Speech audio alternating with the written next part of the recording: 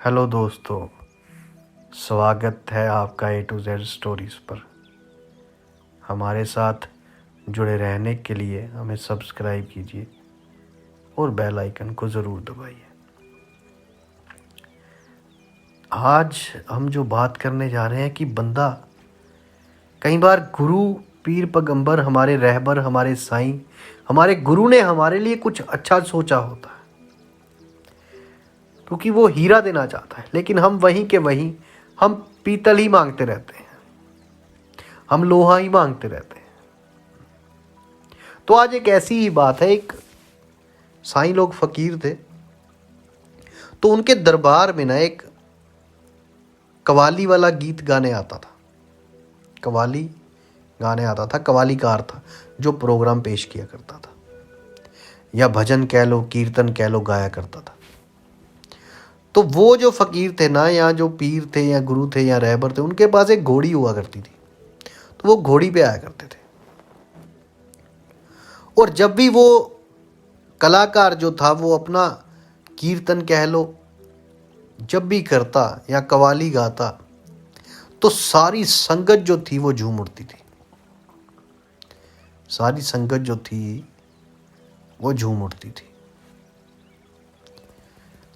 उसके मन में एक बात थी कि मैं जो हूं, मैं दरबार में पैदल आता हूं, लेकिन मेरे जो मुर्शद हैं, जो गुरु हैं, ये घोड़ी पर आते हैं। अब उसका मन ये करता था कि उसे किसी तरह वे घोड़ी मिल जाए। बात गौर फरमाना। उसके मन में आ गया कि काश किसी तरह मुझे ये घोड़ी मिल जाए। रोज की तरह एक दिन वे दरबार में आया।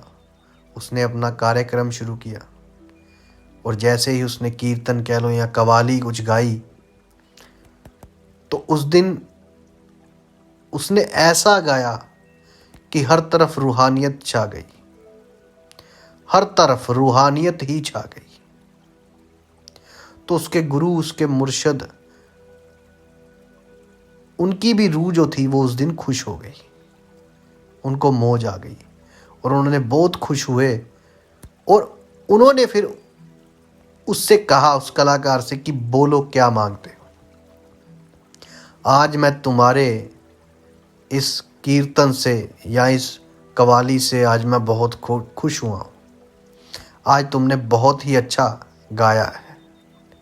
रूहानियत छा गई है दरबार में, सब झूम रहे हैं। तो वो जो व्यक्ति था, तो वो तो इसी दिन का इंतज़ार कर रहा था।